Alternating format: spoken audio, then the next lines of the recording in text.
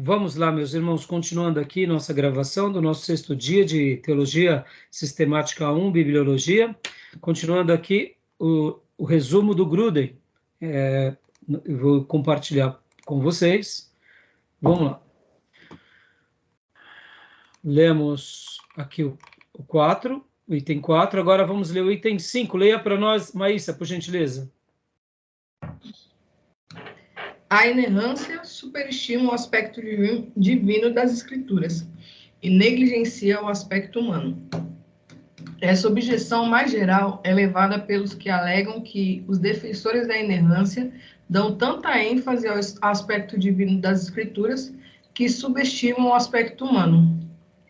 Aceita-se que a Bíblia possui um aspecto humano e outro divino, e que precisamos dar a devida atenção a ambos.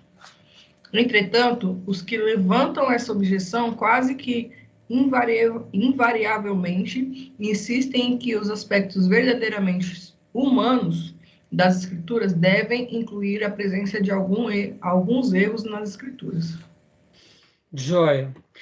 De fato, irmãos, aqui, como eu disse, vão ter muitas objeções, né? Nós não podemos negar o lado humano. Podem ver que a mesma revelação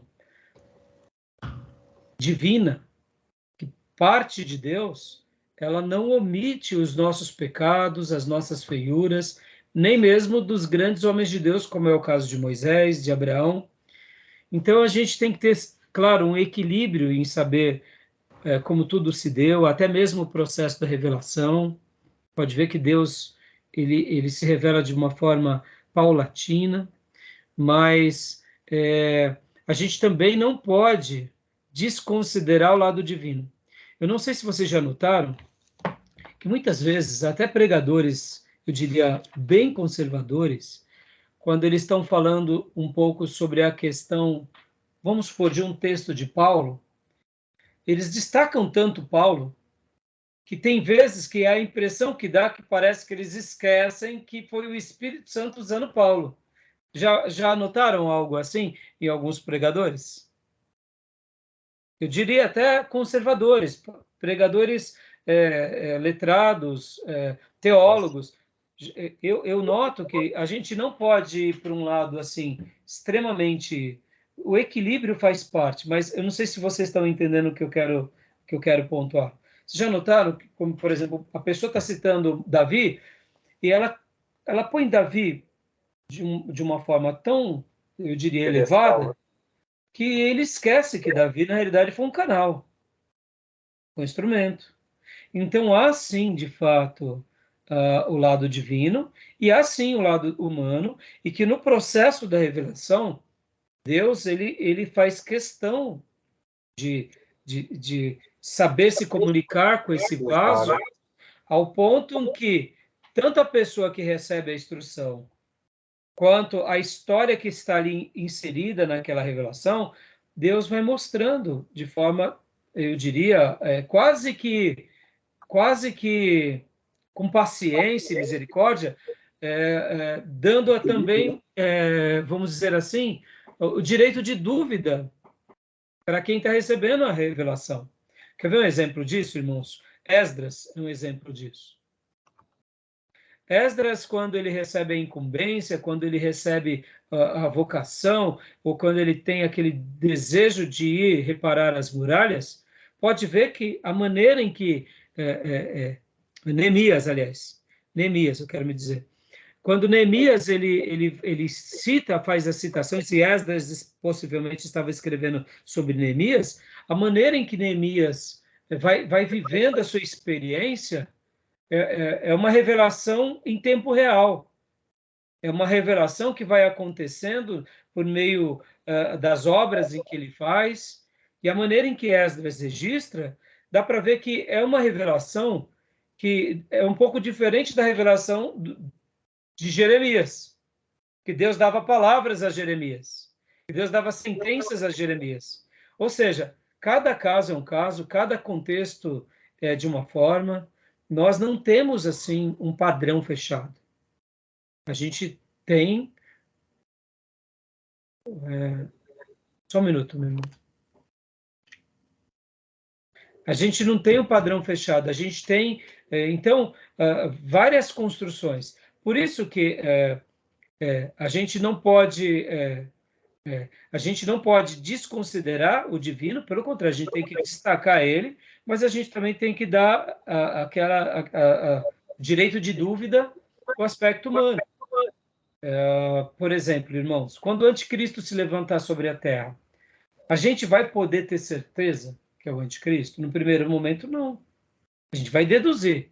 Mas depois, as confirmações das escrituras vão nos apontar. E o comportamento dele e as obras dele vai sedimentar tudo isso. Então, vai ficar muito claro para nós. Mas a igreja, no primeiro momento, quantas vezes a gente já errou, como eu digo aqui, como igreja? Por exemplo, Gorbachev, que era besta, lembra? Lembra disso? Quantos falaram que Gorbachev, que tinha até o sinal da besta, ele tinha uma mancha na testa, entendeu? Então, quer dizer, quantas são as vezes que a gente erra, ou o povo de Deus, fazendo afirmações em que Deus não está dizendo.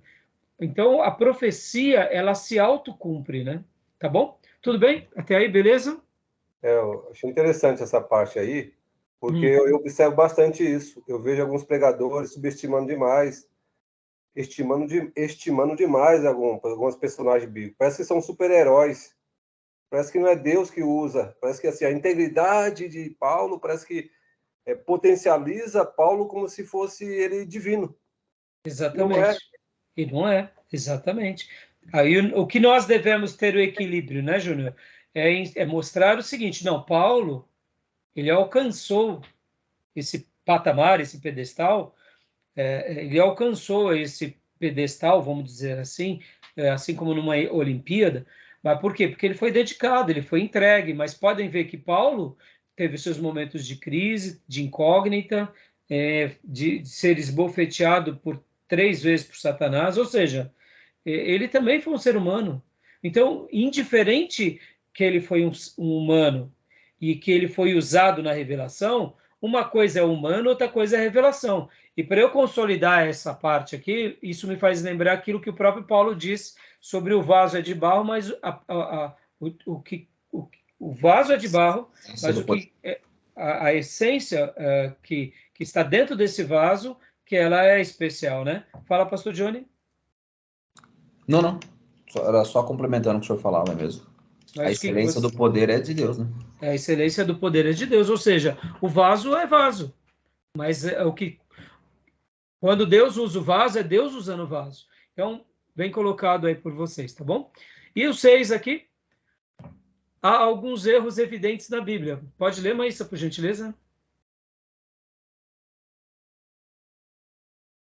Peraí, pastor.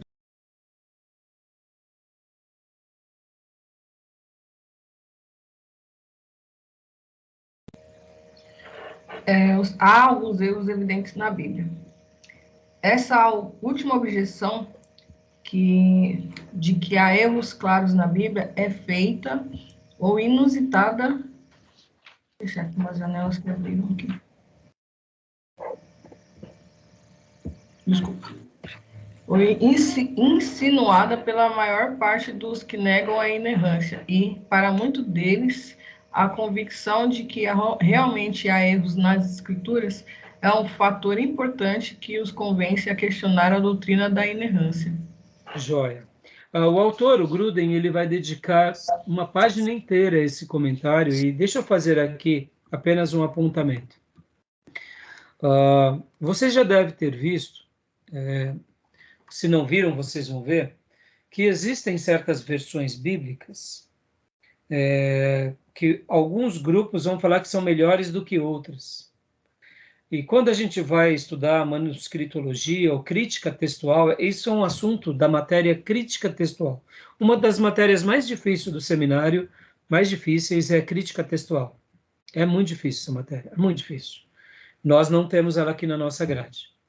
Mas, assim, quando nós estudamos sobre crítica textual, nós temos, assim, pelo menos 2 escolas de manuscritologia. Há uma certa briga dessas escolas. E uma dessas escolas tenta desconsiderar a outra, dizendo que algumas versões são muito falhas, e aí eles fazem a defesa deles, etc. e tal.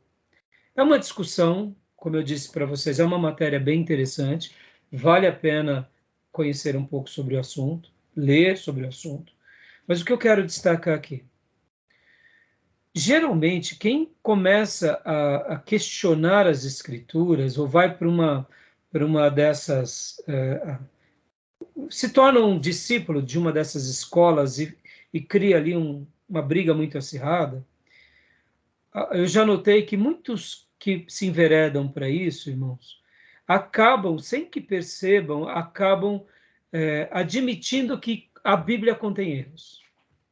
E por essa razão, essa pessoa ela vai até se distanciando da Bíblia. Olha que interessante. Então, o que eu quero dizer, na minha opinião, tá? Eu não sou da área, eu não sou especialista sobre esse assunto. Mas eu acredito que essas duas escolas, elas acabam tendo suas discussões relevantes, mas nós, até o momento, não temos como desconsiderar uma e negar aquela que a gente, de repente, não tem uma certa, vamos dizer assim, uma certa... o que eu quero dizer é o seguinte, há um questionamento muito forte e por parte de alguns grupos, eu acho que esse questionamento ele não é bom. Por mais que eu pesquise sobre os assuntos, por mais que eu estude, quando eu começo a falar que a outra escola ela está totalmente errada e que aquela Bíblia contém erros, eu estou esquecendo de que nós estamos segurando um livro de 2000 anos de história, irmãos. É uma tradição muito grande. Então, eu posso até questionar, mas eu negar aquela outra escola, porque eu não concordo com ela, é muito forte isso, porque não tem como a gente poder, por exemplo, ter uma palavra contundente sobre essa questão dos manuscritos. E o que eu quero dizer, irmãos, lembram que a gente viu aqui nas aulas passadas, nós vimos isso no Velho Testamento, introdução ao Velho Testamento, introdução ao Novo Testamento, quando uma obra tem de 5 a 10 manuscritos, ali já é dado por satisfeito. Ora, nós temos dezenas de milhares de cópias, e vão ficar brigando agora porque a minha versão é melhor e a tua tem heresia. Vocês entendem o que eu quero dizer? Eu acho que acaba sendo até um engodo essa discussão.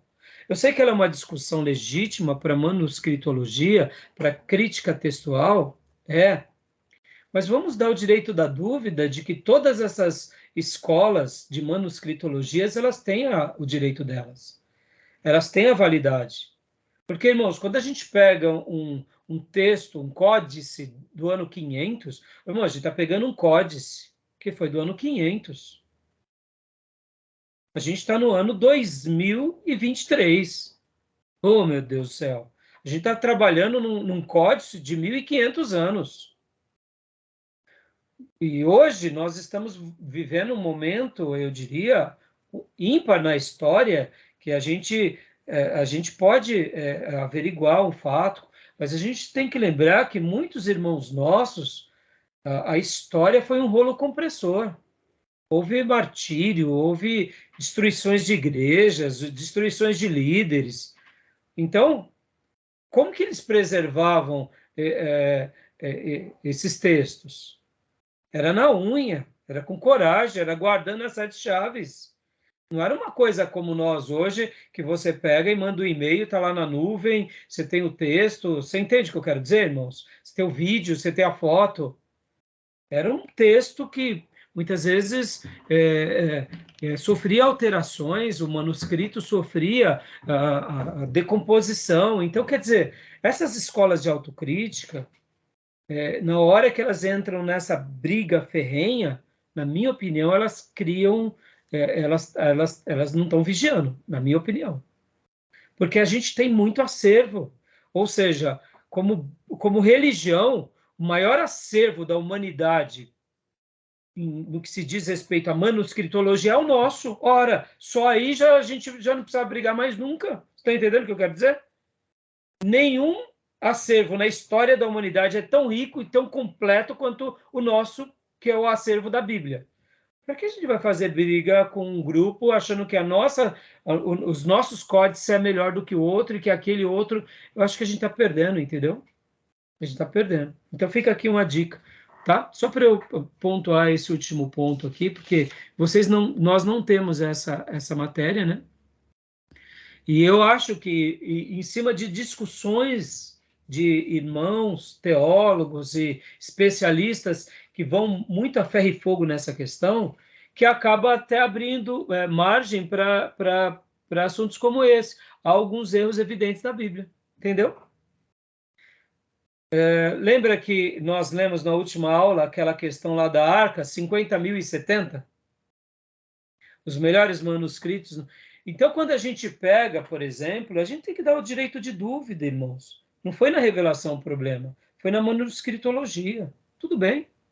Ah, mas os seus códices são hereges. Oh, eu não posso falar isso, porque eu estou avaliando os códices que foram conservados de 1000 anos atrás, de 1500 anos atrás, 1800 anos atrás. Oh, meu Deus do céu. Será que a gente vai ser juiz dando um veredito sobre essa questão? Na minha opinião, isso é falta até de bom senso. Estão entendendo? Ficou claro essa questão? Tá bom? Então, irmãos, agora para a gente concluir essa parte, Maísa, leia para nós problemas decorrentes da rejeição da inerrância. Só não está aparecendo o texto. Opa, tá bom, compartilhar aqui.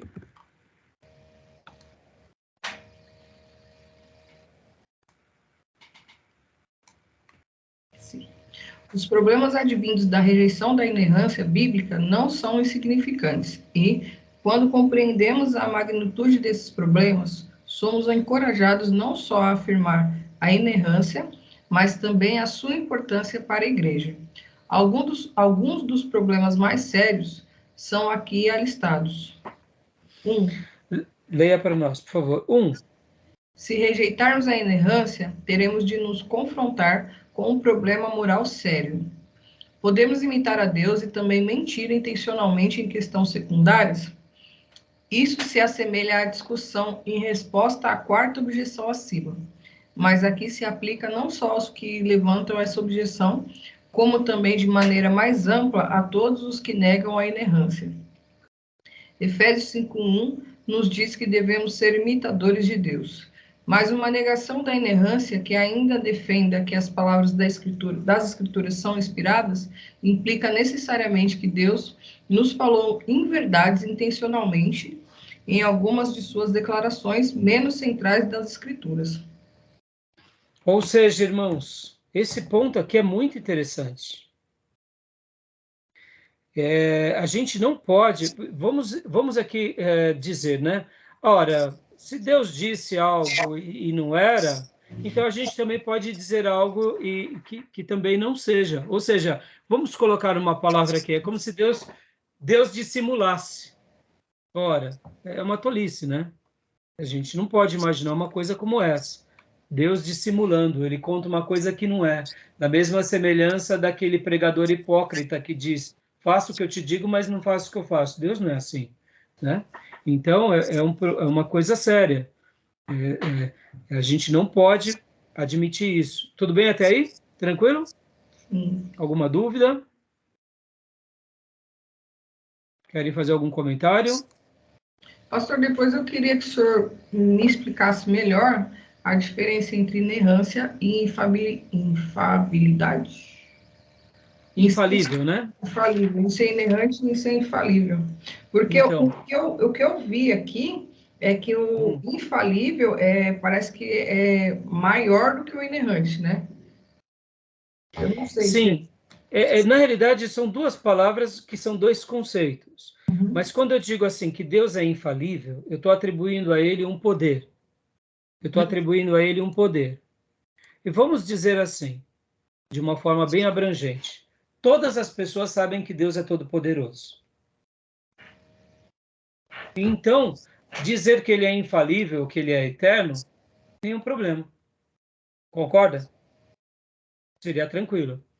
Mas na hora que nós falamos que esse Deus se comunica conosco, que é infalível, que é poderoso, que é eterno, e quando ele se comunica, e nessa comunicação ele deixou na Bíblia, e nessa Bíblia que ele deixou não tem erros, aí eu estou atribuindo a essa Bíblia que ela é inerrante. Mas no momento que eu digo, não, ele se comunicou, mas será que na Bíblia foi mesmo as palavras que ele disse? Ou teve acréscimos dos homens? É isso. Então, muitos até falam que Deus é infalível. Mas na hora que vão falar que a Bíblia é inerrante, eles dão um passo para trás. Por quê? Porque no momento que eles dizem, não, Deus é infalível, eu creio nele. Então, você crê? Crê. E como você tem certeza que você quer? Eu creio nele porque é o que eu sinto no meu coração, eu tenho a minha filosofia religiosa, eu penso dessa forma. Então, ele constrói a religião dele segundo o que os credos dele, ou como nós chamamos, a cosmovisão dele. Mas no momento que essa mesma pessoa diz, não, mas ele se revelou na Bíblia e a Bíblia não tem erro, ele afirma que ele tem que ter um comportamento agora de acordo com a Bíblia. Vocês entendem por que muitos questionam a inerrância? É por isso, irmãos. Porque na hora que a gente questiona que a Bíblia ela é infalível, que ela é autoritativa, aí eu tenho que me posicionar. E o que as pessoas não querem é o posicionamento. Entendeu, Maísa? Então, mesmo que a infabilidade seja maior, a inerrância, quando eu coloco ela dessa forma, eu estou dizendo, esse Deus infalível se comunicou. E eu tenho tanta certeza que ele se comunicou que ele deixou um livro.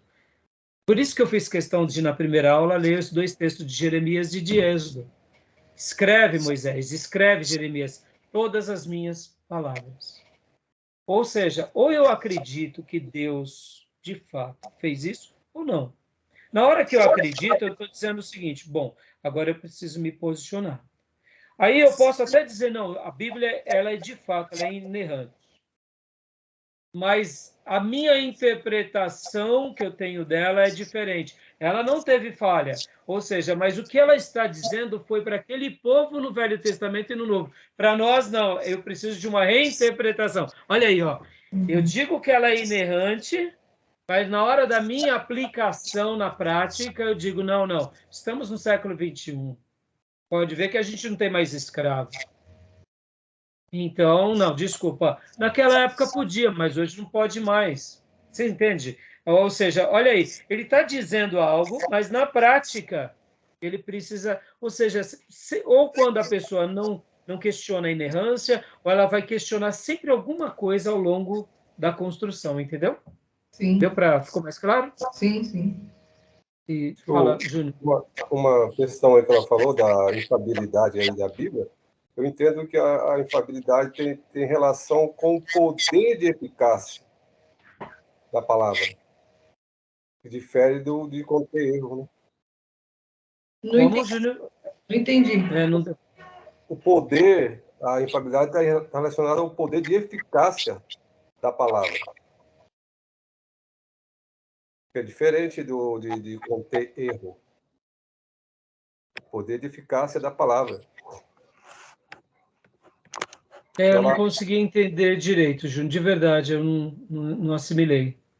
Você fala que a palavra é infalível porque ela tem um poder de eficácia. Ela tem poder...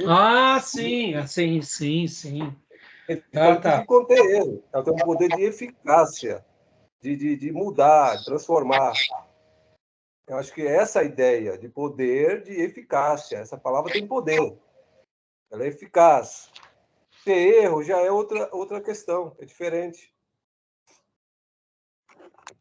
Sim. Agora ficou mais claro. Ficou mais claro, né? Então, tudo bem até aí, meus irmãos? Tudo bem? Vamos podendo prosseguir? Então, vamos lá para o 2. Vamos lá, rapidinho. Leia para nós, mais.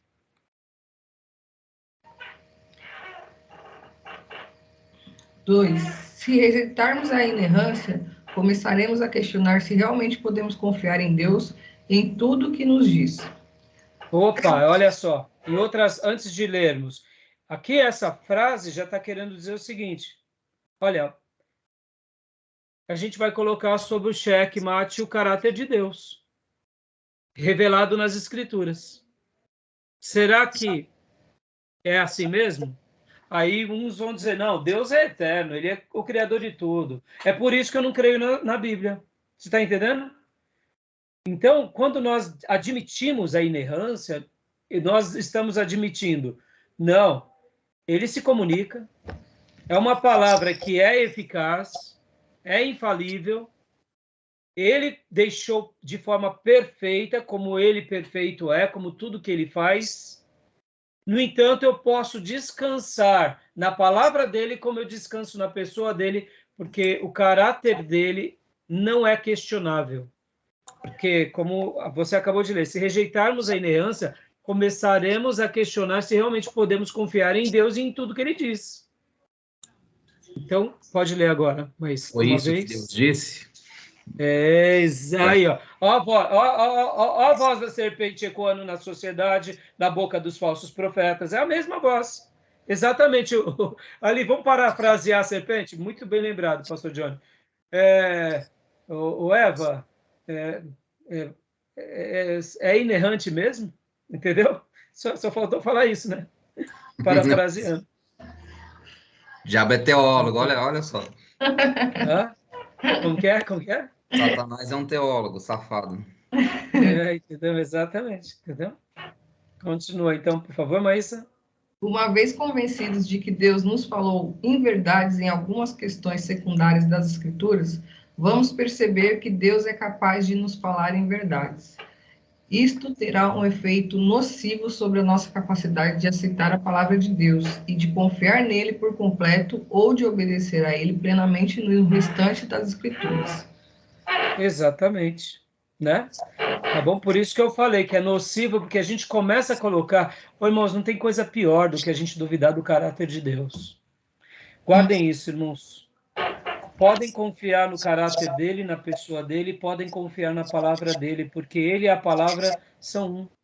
Podem ver que ele mesmo, Jesus disse, eu e o Pai somos um. E depois ele também diz, a palavra de Deus é a verdade. Ou seja, confiar na palavra é confiar no caráter de, é confiar na pessoa de, é descansar na promessa. Olha que coisa mais abissal, né? As pessoas dizem que Jesus é o Salvador, ele salva a alma, mas na hora de confiar na palavra e nas promessas, diz, mas será que essa promessa é assim mesmo? Ora, o que é mais difícil se acreditar? Se a minha alma foi salva por ele, por que eu estou tendo dúvida da palavra dele? É porque geralmente a palavra dele vai me dar um livro de código, um livro de fé e prática, que eu vou ter que me ajustar, e o problema é esse. O problema é que o homem não quer se ajustar segundo os valores de Deus. É essa a questão. A gente nunca quer se ajustar. A gente quer viver a nossa vida, né? Tá bom? Vamos lá, 3. Pode ler, Fia. Se rejeitarmos a inerrância, em essência, estaremos fazendo de nossa mente humana um padrão de verdade mais elevado que a própria palavra de Deus. Aí, teologia liberal. Aí, ó, humanismo puro, né? E soberbo. É esse o ponto. Pode ver. Assim como a tradição católica foi um golpe à revelação bíblica, a teologia liberal é um golpe, da mesma forma. Porque eles colocam em nome de uma mente fértil e sábia e vão questionando as bases. Não deixa de ser uma tradição humana. Em nome da ciência, em nome da academia, em nome da filosofia. Mas é da mesma forma diabólica, na minha opinião. Tá bom? Leia para nós. Empregamos nossa mente para julgar algumas seções da palavra de Deus e anunciamos que estão erradas. Mas na prática, isso significa que conhecemos a verdade com mais certeza e exatidão que a palavra de Deus, ou que o próprio Deus, pelo menos nessas áreas. Tal procedimento que faz de nossa mente um padrão mais elevado de verdade que a palavra de Deus está na raiz de todo pecado intelectual. Complicado. Ok, eu gostei muito. Pecado intelectual, irmãos. Por isso que nós precisamos fazer com que a nossa mente, as nossas capacidades cognitivas se rendam a Deus, estejam cativas a Deus. Como que eu faço isso? Crendo na palavra dele, crendo na revelação. É tão simples admitir isso, irmãos, porque nós seguramos nas mãos um livro que foi confeccionado durante 1.500 anos e que há 2.000 anos ele já está fechado. Irmãos, nenhum de nós, nenhum dos nossos parentes estava aqui para confeccionar isso, e ele está aqui, ó. Admitir que Deus está no controle da história e que ele deixou esse livro e que ele cuida desse livro, isso é humildade, isso é quebrantamento, isso não é arrazoamento intelectual, isso é fé. É fé, é entrega. Então, né, você pode ver que esse terceiro ponto nada mais fala do que esse humanismo, essa vaidade, essa jactância, essa soberba que define as coisas, inclusive o sagrado. Pastor, aonde entra o julgar a profecia? Nenhum problema, irmão. Julgar a profecia é uma coisa. Avalie, questione. A gente vai agora para o próximo capítulo. A gente vai fazer uma pesquisa de caso aqui bem interessante. Porque, irmãos, esse questionamento, nenhum problema. Julgar a profecia, usar a inteligência, avaliar o contexto, avaliar a circunstância, ou seja, exercitar a razão, desfrutar das crises, nenhum problema. O problema é quando a gente vai questionar o caráter de Deus, a revelação de Deus, o poder de Deus, aí todo problema, tá bom? E o quarto e último ponto? Antropocentrismo. Muito bom. Antropocentrismo, onde o homem é o centro de tudo. Pode ver que depois da Reforma Protestante, irmãos, querendo ou não, em nome da liberdade, em nome das novas conquistas, o homem se tornou o centro. E a gente tem que tomar muito cuidado com isso. Por isso que o centro de tudo para nós é Deus, é a sua palavra, e todos nós, de formas uníssonas, nos colocamos à disposição dessa palavra para segui-la e obedecê-la. Quarto e último ponto, Maísa, por favor. Se rejeitarmos a inerrância, precisaremos também dizer que a Bíblia está errada. Não apenas em detalhes secundários, mas também em algumas de suas doutrinas. Pode continuar, pastor. Doutrinas centrais, né? Doutrinas centrais nas Escrituras, né? Onde que está? A questão da inerrância implica estarmos dizendo... Eita, não. Desculpa, essa. Tá. A negação da inerrância implica estarmos dizendo que o ensino da Bíblia sobre a natureza das Escrituras e sobre a veracidade e a fidedignidade das palavras de Deus é também falso. Esses detalhes não são secundários, mas questões doutrinárias centrais nas Escrituras. Aqui, meus irmãos, quando nós negamos a inerrância, nós estamos nos tornando o juiz e o árbitro sobre a palavra de Deus, sobre a história da revelação sagrada no Novo Testamento e no Velho Testamento. Ou seja, será que podemos ser juízes ou árbitros? Jamais, meus irmãos. Né? Por isso que a gente tem que tomar muito cuidado. Tudo bem, meus irmãos? Beleza? Tranquilo? Então, vamos para o próximo capítulo, a clareza. Aqui, vamos tentar correr bastante aqui, irmãos. Capítulo 6, a clareza. Vamos seguir aqui. Eu fiz muitas anotações do meu livro-texto, que eu gosto de compartilhar com vocês, mas como a gente está um pouco atrasado aqui, então vamos seguir aqui pelo próprio resumo, tá bom? Júnior, tenha bondade, filhote, leia para nós. Clareza. As 4 características das Escrituras, clareza. As 4 características da Escritura. Qualquer pessoa, clareza, né? Qualquer pessoa que já tenha começado a ler a Bíblia seriamente percebe que algumas partes podem ser bem facilmente entendidas, enquanto outras parecem enigmáticas. Na verdade, bem no início da história da Igreja, Pedro já lembrava aos seus leitores que algumas partes das epístolas de Paulo eram de difícil compreensão. Aspa, como igualmente o nosso amado irmão Paulo nos escreveu, segundo a sabedoria que lhe foi dada, ao falar acerca desses assuntos, como de fato costuma fazer em todas as suas epístolas, nas quais há certas coisas difíceis de entender, que os ignorantes e instáveis deturpam, como também deturpa as demais escrituras, para a própria destruição deles. Fecha aspas. 2 Pedro. Precisamos admitir, portanto, que... sobe um pouco. Precisamos admitir, portanto, que nem todas as partes das escrituras podem ser compreendidas com facilidade. Ótimo. Isso, então vamos lá, vamos trabalhar aqui um pouco dentro dessa ideia. Assim como percebam, nós trabalhamos no primeiro ponto, características das escrituras, ela é autoritativa, ela é inerrante, Agora a gente vai para a clareza. Então vamos lá, vamos colocar essa base. Ela é clara, mas nem tudo é tão lúcido. Tudo bem até aí? Nem tudo é tão fácil de ser compreendido. A gente tem certas porções que é mais complexo. Tudo bem? Agora eu faço uma pergunta para vocês. Tá, pastor, então a gente vai falar sobre a clareza. E por que Deus deixou assim? Algumas coisas bem fáceis, outras não tão fáceis. O que vocês acham? Vamos lá. Pastor, eu li sobre isso em um dos livros, acho que foi a introdução enfim, a teologia sistemática, que fala que tem a ver com os dons também, né, pastor? É nessa linha, né, que uns têm dons da pregação, e aí vem para ensino, que é para respeitar as autoridades, falava basicamente sobre isso. Então, vamos lá, ó. Um ponto aqui que a nossa irmã colocou que tem a ver, e isso tem base nas escrituras? Tem. Tem o dom de conhecimento, o dom de discernimento, tem o dom de sabedoria? Tem. Opa!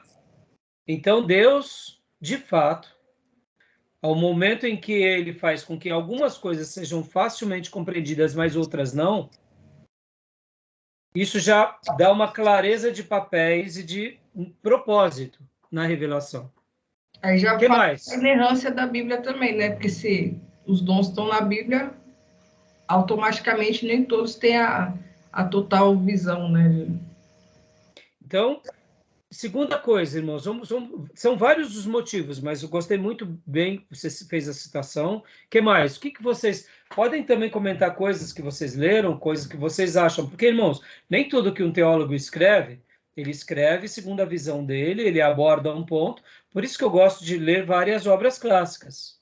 Porque muitas vezes o outro autor coloca um outro ponto que é tão relevante também. O que mais? O que vocês acham? Porque algumas coisas são facilmente compreendidas e outras não são facilmente compreendidas. Vamos lá. Tem a ver com o que Cristo falou a respeito do... Desculpa, eu interrompi alguém. Pode concluir você. De acordo com o que Cristo falou, né? Algumas coisas ele disse e as pessoas de fato teriam interpretação e outras não. Eu acredito que seja uma não é divisão, mas assim, uma separa, né? Daqueles que são dos que não são. Então, mas agora vamos partir. Tudo bem, tem a ver sim. Tem a ver com que podem ver que quem compreende as escrituras é um quem? É um cristão. Porque se lê pelo Espírito, se lê pela mente de Deus. Mas vamos pegar os próprios cristãos, pastor Johnny. Tem hora que dá um chute, né? Dá um chute. Então, vamos pegar os próprios cristãos, porque tem doutrinas que para nós são facilmente notadas, exemplificadas, e outras... O que será? Qual é o propósito de Deus? A Maísa deu uma afirmação falando que um dos propósitos são os dons de ensino, que logo o que ensina recebe essa clareza da parte de Deus e automaticamente ele é respeitado como uma autoridade entre muitos. Opa, então a gente vê que... que mais? Então, o que vocês acham? Também pela uma questão aí da maturidade cristã, né? Da pessoa que busca conhecer, que estuda a palavra. Porque a Bíblia fala, examinar a Escritura, porque cuidar da vida eterna. Algumas pessoas são mais cuidadosas, mais procura, estuda, outras não. Outras só ficam mais com o trivial. João 3,16 e acabou. Não quero mais. Então, da Você Bíblia. viu, ó, você falou uma palavra-chave, dedicação, né? Disciplina, ou seja, pesquisa, queimar pestana. Será que Deus, na sua onisciência, não fez algo também assim? Filhos, está aqui o meu Salvador. Filhos, creiam neles que vocês vão para o céu. E olha, eu tenho promessas especiais para vocês. Está tudo aqui nessa caixinha de promessas. Venha descobrir qual é. Podem ver que muitas promessas são incondicionais, ou seja, Deus fez e acabou. E ele faz e ele trabalha. E outras promessas são o quê? Condicionais. Tem a ver conosco, não é? Tem a Com ver com o nosso dedicação. posicionamento. Sim, nossa posição. Então, Se a gente busca, se a opa, gente se estuda, se a gente ora, e orar também, né? Não é só a parte então, você vê que intelectual, está mas dentro do está tendo desse desenvolver a vossa salvação, né, Júnior? Ou seja, do claro, nosso papel. Vocês estão entendendo, progressiva. irmãos? Exato. Conhecer e prosseguir em conhecer os 10 assim. Exatamente. Você pode ver que, então, ó, a gente está construindo. Vamos lá. Será que também o fator da congregação tem a ver com essa questão do quê? Do autoesclarecimento da fé? Tem, né? Será que... Vamos pegar aqui... Vamos traçar uma definição. O ser humano é uma espécie que só se desenvolve em sociedade. Sim. Os outros seres animais irracionais podem ver que eles se desenvolvem sozinhos. Nós só crescemos como? Em sociedade. Nós não Interagindo, né? somos só interagindo. E igreja? A mesma coisa, irmãos. Podem ver que, inclusive, sozinho, a gente se limita. O meu exercício aqui com vocês me força a estudar mais. O exercício de nós, como alunos e professores, a gente está aprendendo com outros. Olha o quanto a gente agrega. Olha o poder do conhecimento agregado aonde? Por meio da interação, não só social, mas agora da interação eclesiástica. Sozinhos, como seres humanos, a gente se tornaria talvez um Tarzão ou uma Jane. Ia ser um polivalente das fé. Opa, olha aí, chegou uma princesa. Como vai? Luiz. É Luiz? Não, é o não. Príncipe, seu sobrinho já. Opa! Não, tá de touca. Como vai? Tudo bem? Uhum. Quem é? Qual que é seu nome? Jamal. Ah, o Jamal. Ah, legal. Estamos aqui numa aula. Deus te abençoe, viu, Jamal? Joia. Então, voltando, irmãos. Sozinho a gente se tornaria um Tarzão, uma Jane. Nunca, guardem isso. Sozinho a gente se tornaria um professor, um médico, um engenheiro, um cientista. Por quê? Porque a gente precisa de alguém para nos lapidar. Interessante, não? Então, dentro do processo da clareza, Deus deixa coisas óbvias para que todos sejam impactados, mas também Deus deixa coisas, eu diria, como propósito mesmo. Olha, você vai ter que pagar um preço para poder entender melhor. Há uma aula inaugural. Puxa, essa aula inaugural foi perdida, irmãos. Eu não tenho ela. Se eu não me engano, é isso mesmo, ela foi perdida. O professor Carlos, esposo da doutora Luana Golim, ele deu uma aula, certa ocasião, uma aula inaugural, e aí o arquivo, naquela época nós não fazíamos ao vivo, né? Então nós salvávamos e depois trabalhávamos no arquivo, e o irmão que estava com o arquivo perdeu.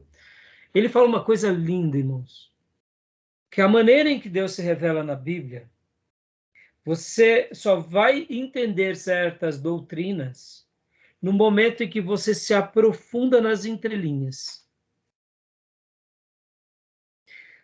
O ato de se dedicar na Bíblia, nas Escrituras, agora falando como lição de casa mesmo, e espiritualidade prática. Quando a gente se aplica algumas lições das entrelinhas, você começa a entender e a própria escritura começa a fazer um apontamento indireto nas entrelinhas. Sem essa autoaplicação, essas compreensões elas não vêm.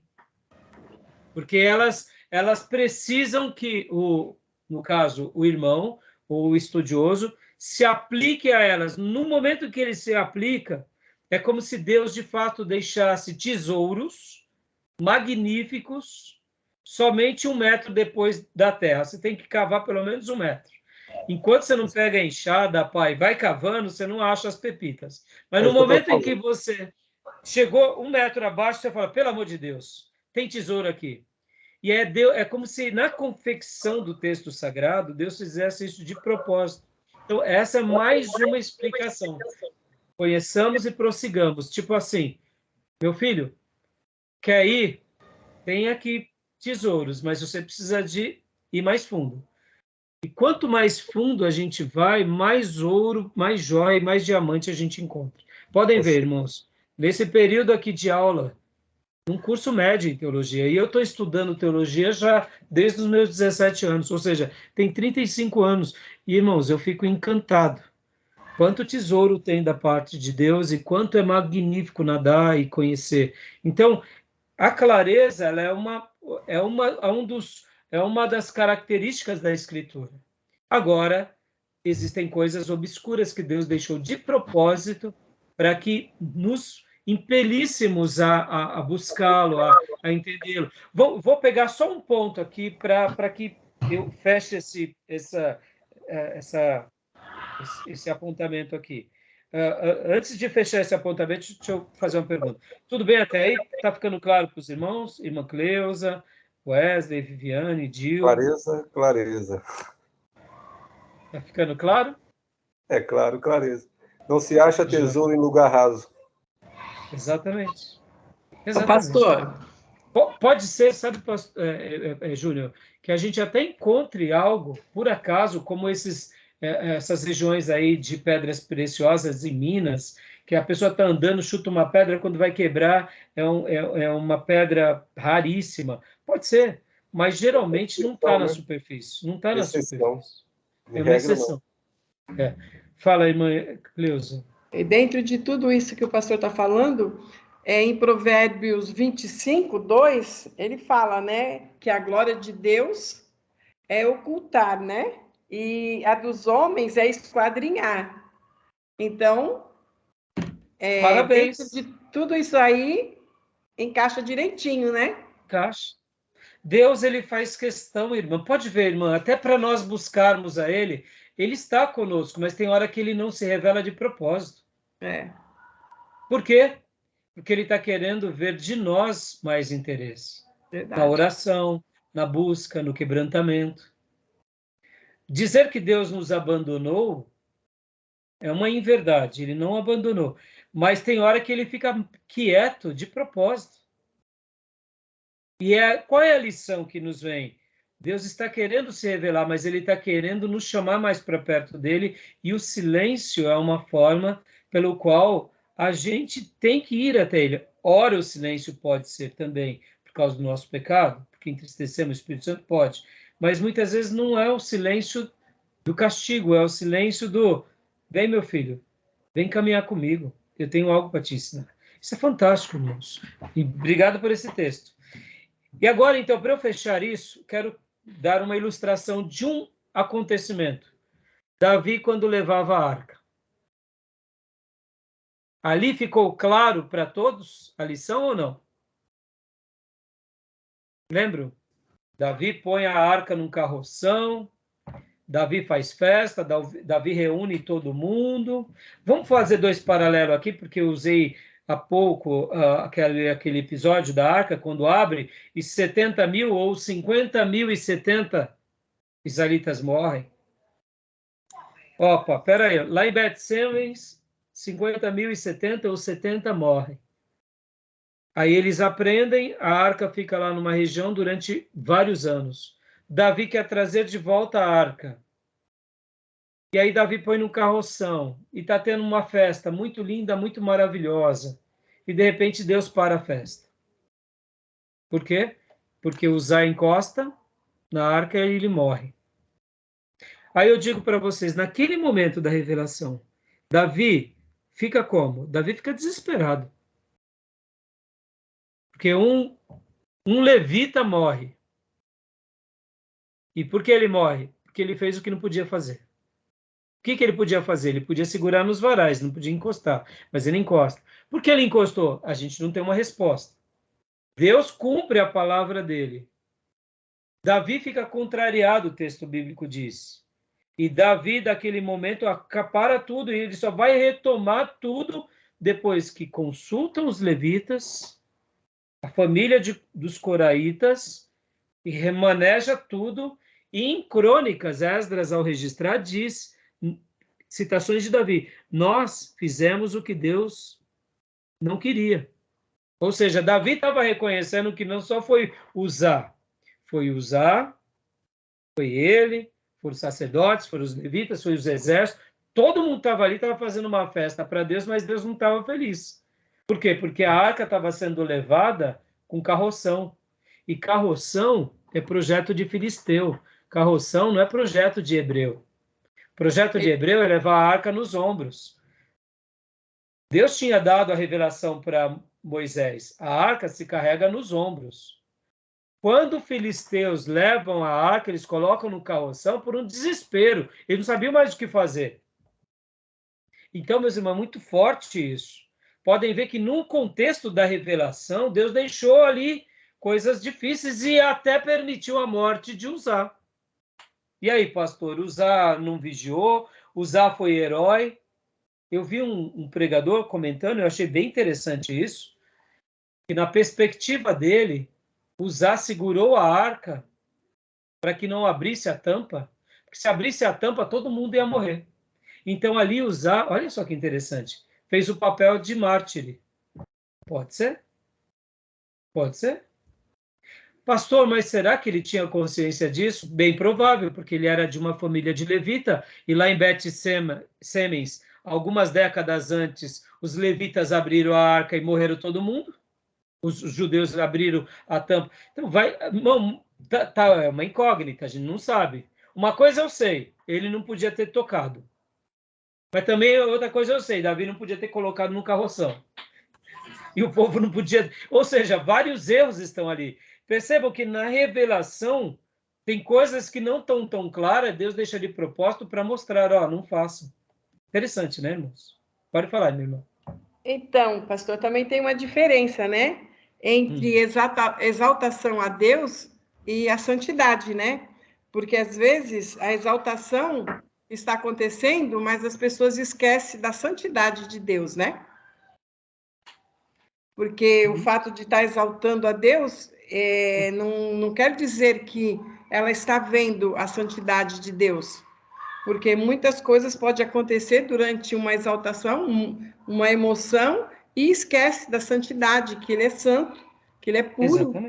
Exatamente. E por causa da exaltação, a gente já acha que Deus nos liberou a fazer tudo, né? E não necessariamente. Então, meus irmãos, você veja, esse ponto da clareza, ele é muito legal, porque essa é uma característica, mas nas partes obscuras, Deus tem propósitos. É que nem agora, a gente está aprendendo, e pode ver que a gente não aprendeu tudo do dia para a noite, é progressivo. E isso é muito legal, tá bom? Beleza? Mais algum comentário, alguma dúvida? A respeito ainda da clareza, né? Assim, eu vejo algumas pessoas precipitadas a respeito, inclusive, da fala do próprio Senhor, né? Quando você olha, por exemplo, para as bem-aventuranças, eu ouço isso o tempo todo, né? Não julga, você não pode julgar. Você não pode julgar. Eu falei, quem falou que eu não posso julgar? Não, tá escrito. Eu falei, tá escrito? Pode. Tá escrito. Não, pois é, eu falei, você já leu João 7? Julgai segundo a reta justiça de Deus. Eu posso, mas segundo a reta justiça de Deus. Verdade. Enfim, né? É coisas do nosso cotidiano, né? Os evangeliquez da vida aí. É porque o discurso não julgueis nos torna pregadores inclusivos, né?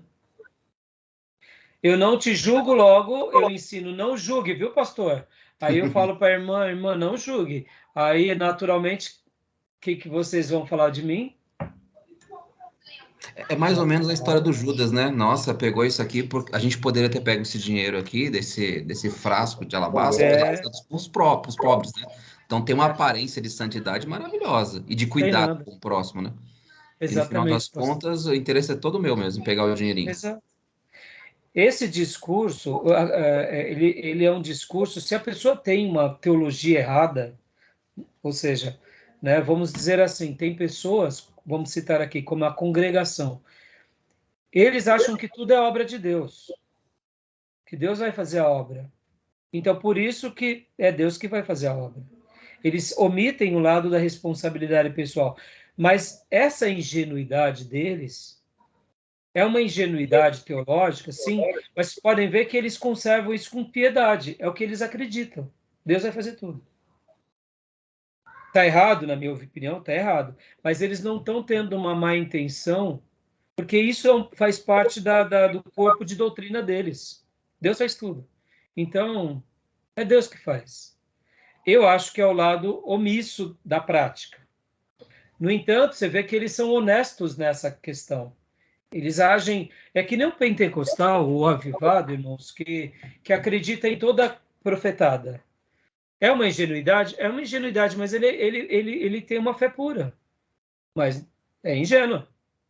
Porque mais cedo ou mais tarde ele vai sofrer. Assim o irmão da congregação. Porque na hora que é para ele arbitrar, ele não arbitra, porque ele deixa a critério de Deus.